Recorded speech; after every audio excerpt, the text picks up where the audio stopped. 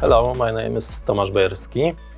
Hi, my name is Siewert de Zwaan, and together we represent the project finance team for Baltic Power.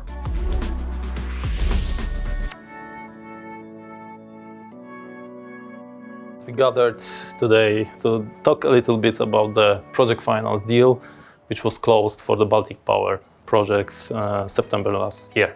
Maybe before we start, it's good to talk a bit more about what project finance is. Yeah, exactly. So the project finance is the special kind of financing dedicated for financing the big projects in a structured deal, specifically structured for the particular project. It's based on the project only, not the creditworthiness of the sponsors or the balance sheet of the sponsors. So it needs to cover all the risk very carefully with the tight contractual structure, the allocation of risks between the stakeholders, as well as the repayment of such financing is based solely on the future cash flows generated by that project. Indeed, and maybe I can add why we shareholders really like project finance. First reason is that it allows us to raise a lot of debt based on a revenue contract, and the debt will be repaid over the life of that contract. In addition, there's a big market in the banking market for project finance, so we've also been able to obtain good terms.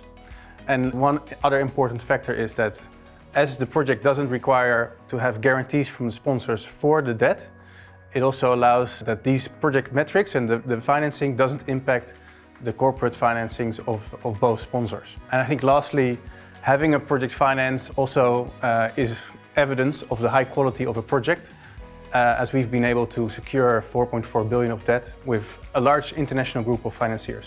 Exactly. And it was not easy to obtain such a big financing, especially that it was the first offshore wind financing in Poland on the Polish market, as well as the biggest project finance deal to date.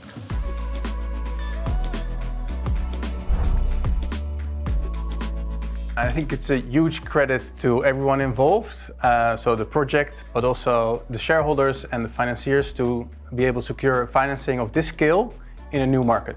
Yeah, it's an effect of a great collaboration between the sponsors, which are Orlen and Nordland, obviously, but also the lenders, the advisors. There was several advisors involved in the deal to close it and to reach the successful financial closings. Yeah, and I think it's good to note that Poland has very ambitious offshore wind targets, and this is the first project that has been financed to date and currently under construction. And we took great care to make sure we had the right structure, because we are very aware that this is, laying the standard for the market in Poland. And in order to do that, we took a lot of effort to select the right group of financiers for this project, which included Polish banks, a large club of international banks with strong experience in offshore wind, and export credit agencies and multilaterals. Coming to these export credit agencies and the multilaterals, which are the international financial institutions like EIB, they were the pathfinders in the offshore wind financing from the very beginning in Europe and globally. They've got the expertise required to properly evaluate the projects. That's why from the very beginning we assumed that they need to be involved in the project. On the one hand, to deliver the additional liquidity to the project, as they do have an access to the enormous amounts of money. On the other hand, their experience could be used to attract the additional commercial lenders which do not have that much of expertise, especially in Poland, in the Polish market. So it was quite a great support to involve such institutions in the financing for this project as well as for the future ones. Yeah, and clearly, raising this amount of debt is not easy, especially because we are doing this under a new regulatory regime, which hasn't been financed before. And also the revenue contract offered by the Polish government has never been dealt with before, never been seen. And a lot of banks had to do a lot of due diligence and get comfortable with the Polish regulatory support regime. Exactly. So we need to mention also there was quite a good collaboration, or the approach of the regulation to the offshore business in Poland, to the sector and to the projects. They could adapt quite flexibly to the requirements of the sector in order to be able to arrange the project finance deals and implement the projects, in fact. One of the examples might be that the electricity to be produced by the offshore wind farm starting from 2026, it needs to be exported to the Polish grid. And the grid requires quite a lot of upgrades and revamps to be able to absorb the new power, especially that we are talking about a quite substantial volume of approximately 1.2 gigawatts of new power in the grid. And that risk, the grid upgrade risk, was taken by the regulator, not by the developers or by the lenders. It would be really difficult for the lenders to accept such a risk. The lenders, the financing institutions also took quite a big effort to get familiarized with the new jurisdictions, new rules. It was quite a big effort on the advisors as well to get the banks comfortable.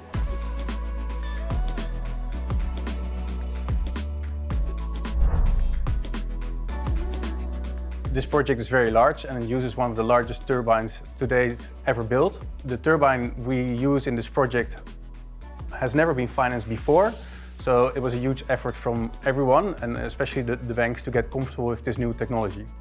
In addition, building a project of this size, which is one of the largest offshore wind projects ever built in Europe, brings significant risk, especially given issues globally with construction in larger infrastructure projects and especially offshore wind recently experienced. It was a very strong focus point of the banks, and to get comfortable with that, we've done a few things. One is the sponsors attracted probably the best team you can get in terms of the technical expertise and the experience that everyone at Baltic Power has. And secondly, this team managed to secure the best contractors in the world for offshore wind. And effectively have a very strong contractor group that banks previously worked with and are comfortable with, and they are up for this task. And then I think lastly, a lot of due diligence has been done by the project and by the financiers to get aware of all the different risks there are and to make sure the right mitigation has been put in place in order to make sure that the project can be built and operated as planned. If you are talking about the operation phase, there is also the additional challenge, securing the offtake of the power for quite a long period of 20-25 years. Up to date, such offtake agreements were not available on the Polish market, and we did quite a great effort to be able to arrange for such a long-term offtake contract. The power purchase agreement was signed, and it allowed to get this risk covered and to attract the lenders for the deal as well. Maybe another aspect to mention is the huge amount we needed to raise, 4.4 billion euros. And clearly in Poland, which doesn't have the euro, it would have been very difficult to get banks or to get the liquidity that was needed in zloty.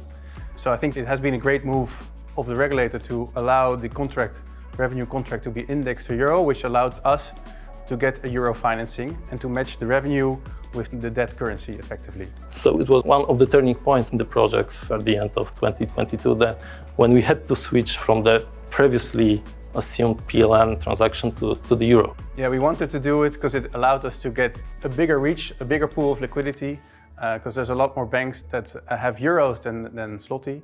A lot of banks were able to help us in getting the financing there.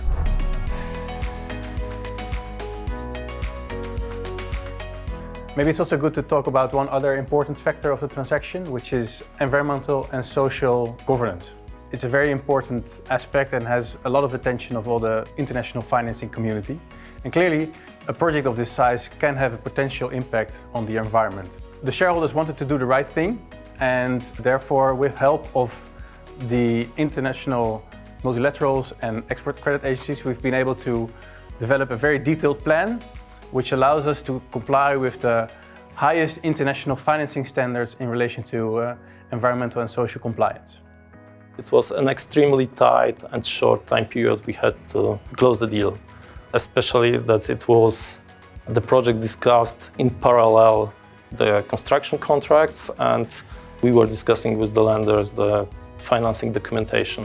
We had to do it in parallel to secure the free construction slots within our contractors, and we really had a very tight timeline, but we managed to do that. We had to provide the lenders almost on a daily basis with the information about the development of the negotiations in the construction contracts, the changes which needed to be reflected in the financing documentation and the final due diligence reports, also posing some additional risk which needed to be covered at the very final stage. So it was quite a challenge. Definitely, it was a very big challenge with long hours. But I think there's one crucial benefit that we had. We are the first project in an offshore wind market which is targeting very large targets, and definitely a very attractive market for financiers and contractors to work in. So that allowed everyone to work pragmatically with us and to get the deal closed in time in order to secure the contractor slots and to start building the project. Indeed, and it was also recognized by the financing community. The project financing was awarded with the 2 awards by the prominent international financial magazines. It was an effect of a very extremely good collaboration of the sponsors, the lenders, and the advisors. To be honest, it was a nice exercise to be involved in this project, but it was also tough and required a lot of engagement from all the parties. Maybe as an example of how complex such a project financing is, I think we can say that we had to deliver over 300 documents in order to achieve financial close. Those were documents that first had to be negotiated between the contractors, the shareholders, but also with the banks, and thereafter had to be reviewed by the advisors and signed off by the banks. And to achieve that in such a very short timeline is really a true team effort, not only of the project and its shareholders, but also of all our financing partners in the whole process. So I think that's a great achievement, and we are very thankful to everyone involved in this project to achieve what we have done. And I think it's now up to us and the project to deliver the project as bank like it, which is construction completed within time and below budget. Exactly. And let's have the crossed fingers.